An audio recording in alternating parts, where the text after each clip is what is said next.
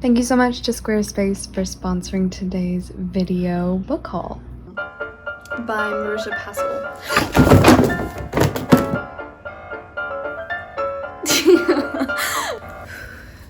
Hey, how are you? Are you doing okay?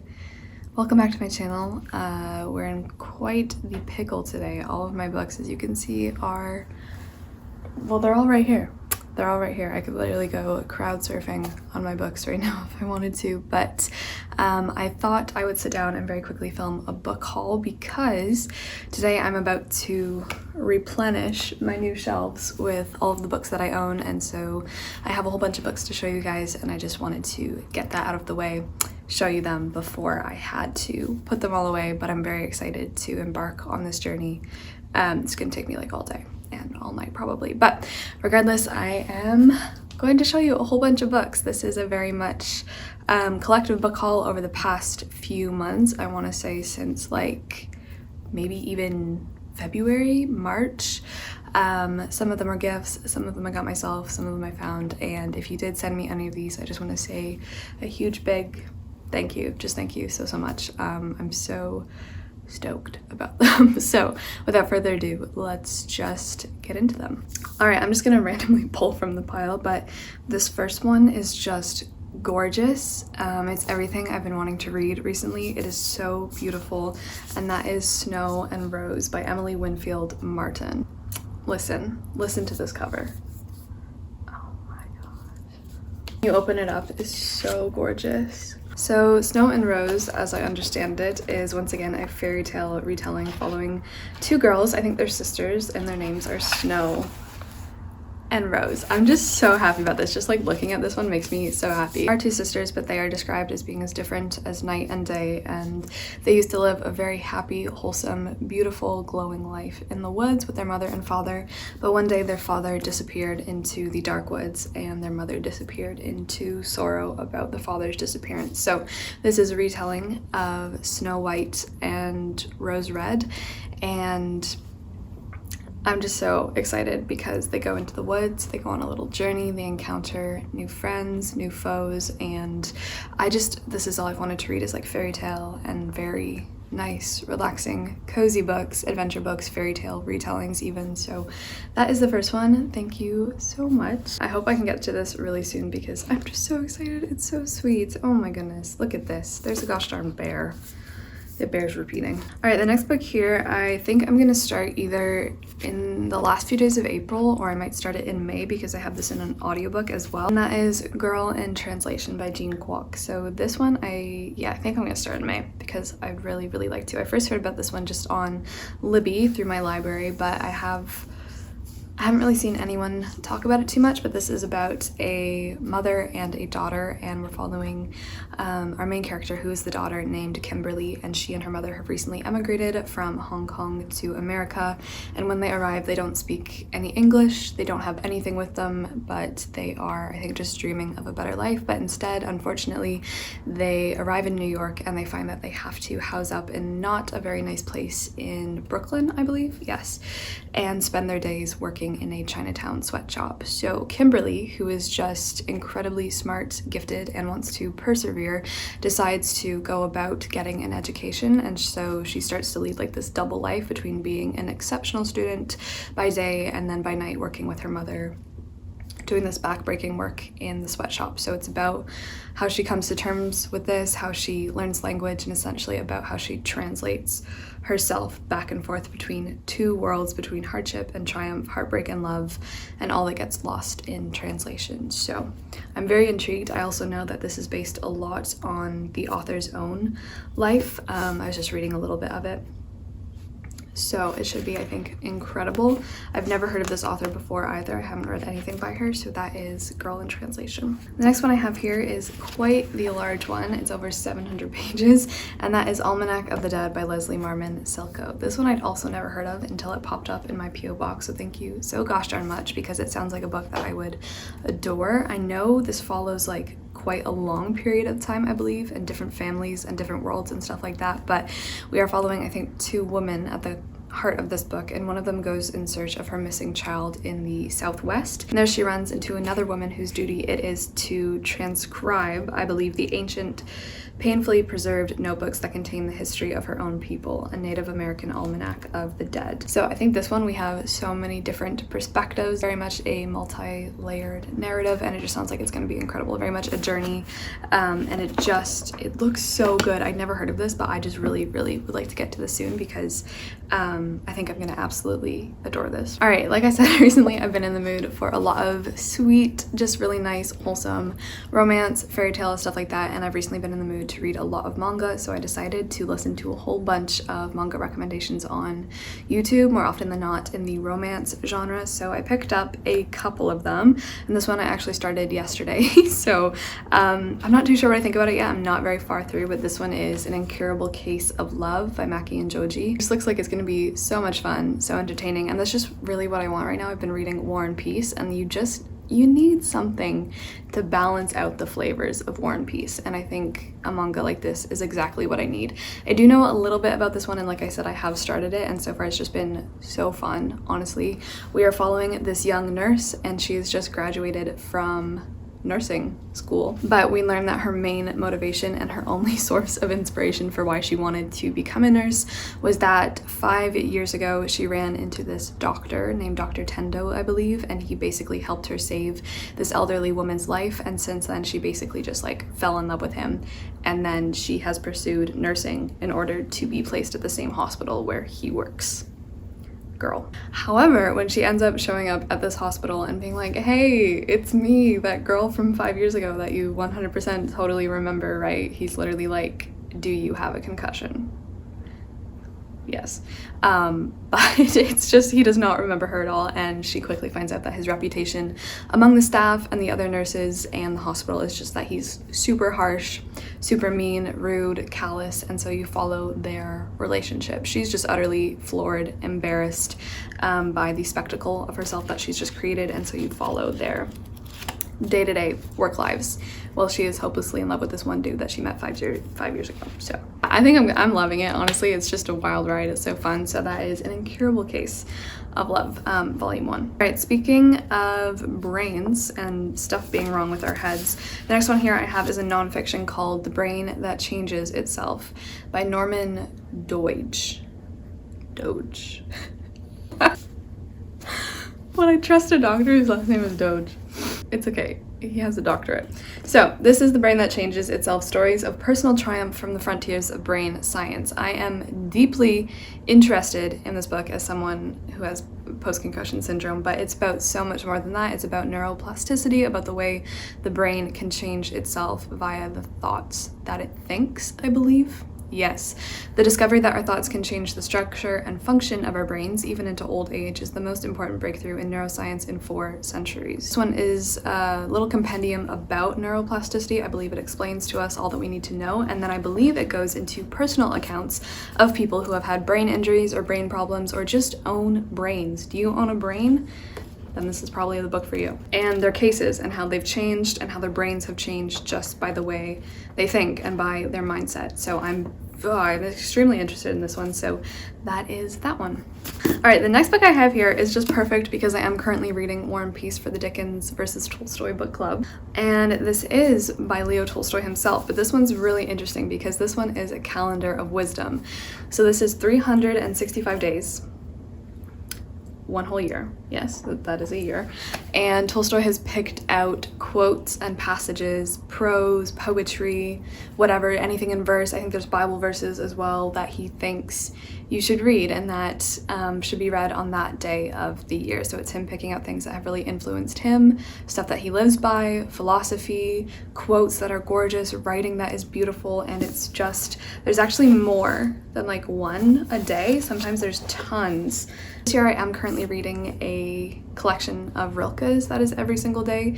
It's Rilke's own work, not work that he's like, put together himself, but maybe next year, 2022, we can do a calendar of wisdom every single day because I think that would be so interesting and also would just provide such depth into Tolstoy's character, his writing, who he's influenced by, what he's thinking. I know a lot of this is about his spirituality and stuff. It is called Daily Thoughts to Nourish the Soul, written and selected from the world's sacred texts. So this is translated from the Russian by Peter Sekharin. So very excited. It's also a really gorgeous like copy. So that is a calendar of wisdom. All right, so I'm so excited to talk about Squarespace for a minute. I've been thinking tons about making my own website to actually store my written book reviews. They have so many cute templates, and I decided so far to name it the Lunar Library, which is so cute, although that might change. What I was so thrilled by and so happy to find was that you have so much control over literally every single tiniest thing on your website if you want to build one. So if you'd like, head to squarespace.com for a free trial, and when you're ready to launch, go to squarespace.com/Emmy to save 10% off your first purchase of a website or domain.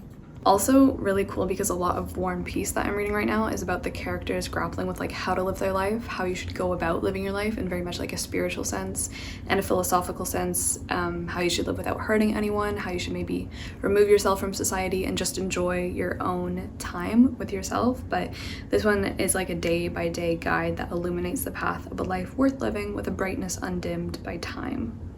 And for some reason it was censored for nearly a century. All right, the next book I have here, I think I might have shown you these in a vlog. A lot of these I'm pretty sure I haven't shown you. I think maybe this one I have, but if I did, I made sure it was like a very small portion of time, so chances are you might not have seen this one, but this one is A Small Town in Germany by Jean le Carré. This one I found in one of those little library book boxes. So many people said they loved his work when I showed this, which is really nice because I had no expectations. I didn't know pretty much anything about Jean le Carré. I know he passed away a few years ago, I believe, but he was very much involved in the stuff that he's writing about because A Small Town in Germany is set during the Cold War and we're following different spies. We're in West Germany in the 1960s, which is a simmering cauldron of radical protests. So we have our protagonist named Leo, and he is a second secretary in the British Embassy, but he's missing. He's gone missing. Where has he gone? Leo? Okay, also just kidding, Leo's not our protagonist. It is this man named Alan Turner. So he travels to Bonn and he is in search of Leo, who has also disappeared with a whole bunch of files. He's gone and he's took the most important filing cabinet with him. So you follow this mad chase around Germany, and of course there's so much going on, political stuff. I'm imagining like personal stuff in our characters' lives, but I'm very, very excited to learn more just about the author as well. I think it's fascinating, so this should be really, really good. Next up here, I have The Joy Luck Club by Amy Tan. This is another one I've never heard of, but this is a gorgeous cover as well. Is it catching the light for you? Ah, stunning. So this one is again about, I think this time we're following 4 women who have recently emigrated to San Francisco, and they begin to meet up, connect with each other, share different things about their past, about their relationships, about what they've gone through in life, and they start to just hang out all the time, and they call themselves the Joy Luck Club. So you follow these 4 women as they're settling down in their new life in San Francisco, and they also, I think each of them have a daughter, so they have 4 daughters who are now American born, and you see them kind of grappling with everything they're going through. And also living through their daughters and stuff like that. This is, again, historical fiction. This time we're set in 1949. So I really love historical fiction. It used to be my favorite genre, actually, in high school, which is interesting because it's definitely not my favorite genre now, but I still really do love it, and I love reading and learning about history through historical fiction. So that is The Joy Luck Club. Next up, this is it maybe the most gorgeous book I'm going to show you today? I don't know. This was sent to me, and thank you so much. I recently, this is actually my 2nd edition of it now, but gorgeous. Every single edition of this book is just beauty incarnate. So this is The Book of Disquiet by Fernando Pessoa. Can we? I love hardcovers. I love like dust jacketless hardcovers, and then when you open it up, actually, it is filled with quotes from The Book of Disquiet, and so is the back part. Look at that. Oh my gosh. It's as if someone were using my life to beat me with. Nothing satisfies me, nothing consoles me. Everything, whether or not it has ever existed, satiates me. I can be neither nothing nor everything. I'm just the bridge between what I do not have and what I do not want. So, This is just gorgeous. I feel like the Book of Disquiet is gonna become like one of my favorite books ever. I would love to collect editions of it maybe, because I have this one. Oh, actually, wait, let me tell you what edition it is. It's the complete edition. It's translated from the Portuguese by Margaret Jill Costa, and so is the other one I have. I believe this is the New Directions edition. So if anyone is wondering, it is just gorgeous. So let me tell you a little bit about the Book of Disquiet.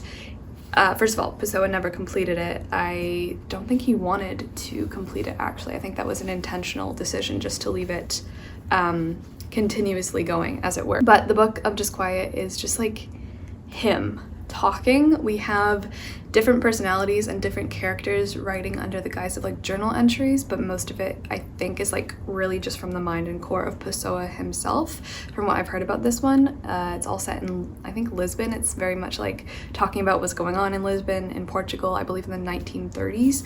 And I've just heard the writing. I mean, the writing is gorgeous. Did you hear that? Oh my. So I'm so excited to get to this, and I've just, oh my gosh, this one actually also has like little pages showing off his manuscripts and stuff like that, because that's how this was compiled. Someone had to like painstakingly put together all of his paper and pages and manuscripts. So that is that one. All right, next up we have some more historical fiction, and that is Cleopatra A Life by Stacy Schiff. This one I see every single time I go to a thrift store, and I literally always have it in my hand, but then I never end up buying it. So now I have it, and I'm very excited because I do have quite the big shelf when I get around to organizing it today of historical fiction, specifically from the Greeks, Romans, ancient Greece, ancient Rome. And is about her life, I believe. Maybe it's from her birth to her death, her relationship with Caesar and Antony and everything that she did, ruling Egypt and stuff like that. I'm very excited. I think I might try to find an audiobook, because I think that would be incredible. I don't think this is written, I like don't know how much of it is nonfiction versus how much of it is like a novel. It reads more like a nonfiction, but like with a nice narrative style and like some scenes put in, you know, based on real life things. So I think that's like one of my favorite ways to write a nonfiction, is to like give you facts, information, but then also make it a story as well. So I think this is gonna be really good. Next up, one of you guys sent me an edition of Phantom of the Opera, and this is now my second. No, I have Phantom of the Opera now in English, French, and I randomly have a Korean version as well, but now I also have it in Spanish, which I just love. I love collecting different editions, different languages of Phantom of the Opera, because I am so excited. I cannot wait to get up off this floor and create my Phantom of the Opera shelf. I think I like have enough to create a whole shelf dedicated to this one, but like I said, this is the Spanish edition, El Fantasma de la Opera. Was that okay? So I'm just so happy to have this. I love this. I love this so much. I can't wait to collect more like this, so thank you so much. It's definitely gonna go on my shelf, and that is the cover. Wow. Ah! Thank you. That is precarious.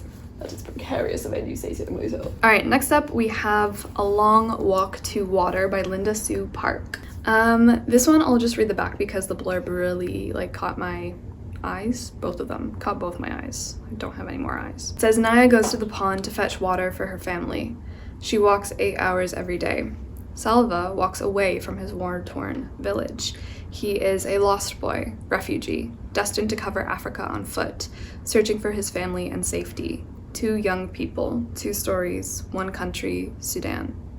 This mesmerizing dual narrative follows 2 threads, one unfolding in 2008 and one in 1985, with one hopeful message that even in a troubled country, determined survivors may find the future they're hoping for. So this one is extremely short. I believe it's written a little bit younger. I'm not sure if it's like a middle grade. Yeah, it's also nice because, like I said, it is that dual narrative, and I do love when those dual narratives are like split back and forth in time, but by some way they do manage to like cross and transcend time and still touch each other. Next up we have a book that everyone has been yelling to me.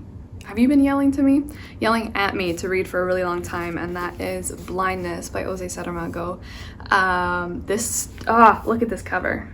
So this is about an epidemic, that hits called white blindness, I believe, where everyone goes blind. People who have gone blind get confined to this empty hospital Well, it's not empty, I mean, they're there, but things start to go a little bit strange in this hospital. There might be some people who haven't gone blind and who are leading around those who have gone blind. I believe among them, we have a boy with no mother, a girl with dark glasses, and a dog of tears. So we have these people trapped in a hospital, but then we also have 7 strangers who have all gone blind. They haven't made it to the hospital and they're stumbling around in the streets. So they're actually the ones, I believe, who get led around by these different, the 2 children and I think the dog, right? So they stumble through the streets and you find out kind of like what's happening. It sounds so spooky to me, like it just sounds so scary.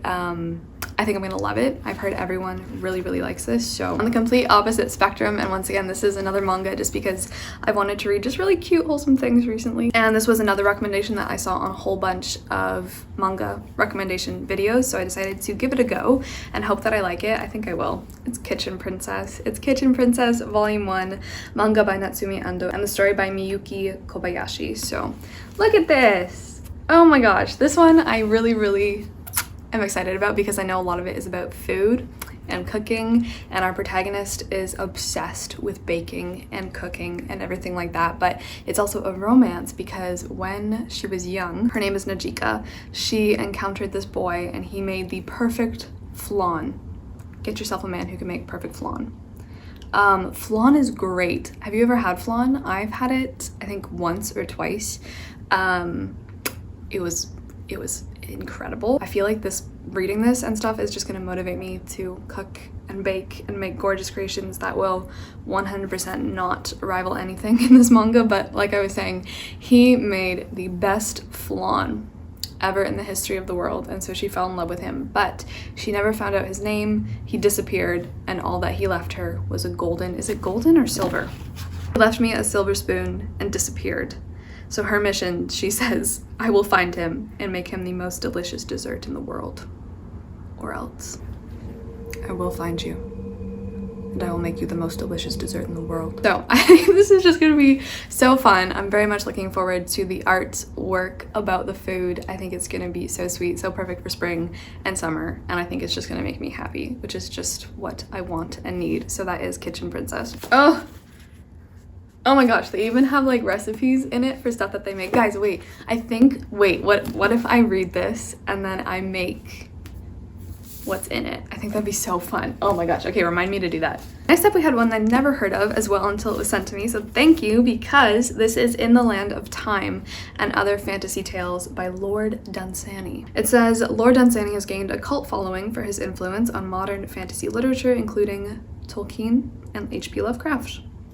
This unique collection of short stories ranges over 5 decades of his work, all about myth, fantasy, strange fiction. Maybe there's some sci-fi weird stuff going on here. I know there's lots of tales about monsters, lots of fables, lots of fairy tale-esque stories happening. And this one is the first annotated edition of the Irish monster. No, he's not an Irish monster, he's an Irish master. This is the first annotated edition of the Irish master fantast, who imagined colors, ceremonies, and incredible processions that never passed before the eyes of Edgar Allan Poe or De Quincey. So Yeats clearly had a lot of good things to say about him. I think this is gonna be so fun. I love reading little fantasy and fairy tale compendiums and compositions like that. So that is In the Land of Time. Oh, that is not a good idea. We have The Martian by Andy, is it Weir or Ware? I never say this man's name right, I'm so sorry. But I haven't seen the movie at all. I currently have Artemis on my shelf by the same author, so if you've read either of these, The Martian or Artemis, definitely let me know which one I should start with. So as you can imagine, this is about a mission to Mars that goes completely off the rails. It's gone wrong. 6 days ago, astronaut Mark Watney became one of the first people to walk on Mars. Now he's sure he'll be the first person to die there. So basically a huge dust storm comes, envelops Mars, and his team and his co-workers leave him there to die. Well, they don't leave him there to die. They think he's dead, to be fair, but he's not dead. He's alive, and now he is the Martian. So you follow him trying to survive on Mars, going through kind of what that means and just seeing if he can make it, I think, while also battling with solitude and science. I love sci-fi so much. I'm so excited to have some more on my shelf because I was almost done reading everything I owned, reading everything that was on my sci-fi shelf. I love them all, so I'm very happy to have some new additions, and hopefully our astronaut will make it. And if not, Mars needs moms. Oh my gosh, can we do it? Can I finish this book haul before this falls over is the question. All right, next up I have a book that I'm really excited for, but I did start this in March, I think, and the writing was horrendous. It was horrendous writing, but that is The Music of the Night by Angela J. Ford. I just picked this up because honestly it was fantasy romance inspired by Phantom of the Opera. I adore this cover. I think it's gorgeous. I love the art style. So Music of the Night is about Arya, and she currently lives in Hightower, and she lives in Hightower Castle because the town is Hightower, and then there's also a Hightower in Hightower across the way from Hightower Castle. I know. But she has dreams of becoming a singer. She currently lives with her uncle and performs in his theater troupe because she has no way of paying him off. Both her parents are dead, and so when she hears fantastic singing from Hightower, this time the tower that is Hightower, she makes a journey to go there, even though everyone's like, this evil spirit lives there, he's gonna eat your bones or something. But as you can imagine, it is not a spirit, it is this dude who's alone in a tower singing. So we follow their relationship and stuff like that. I do want to return to this, but just I think at a time when I can lower my standards enough for the writing. Like, it was just really bad. There were tons of typos. It was just like horrendously bad, the writing. So I do really want to see the relationship though, and this take on Phantom of the Opera, but yeah, I do plan to return on it hopefully sometime soon. Oh my gosh. What? Okay, this one I'm so excited for. This one actually comes as a recommendation from one of my professors at uni, and he just said it was like one of the craziest things.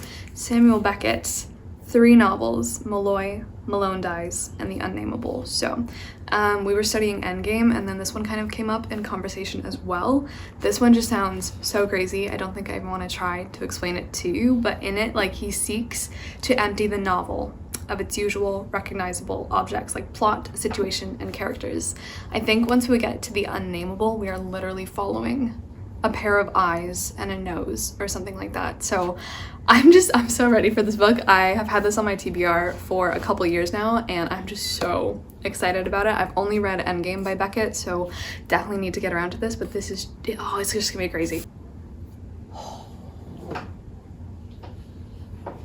Okay, we have one more book. Please. That is Night Film by Marisha Passel.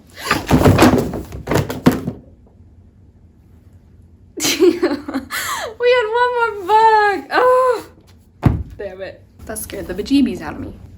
Okay, we almost did it.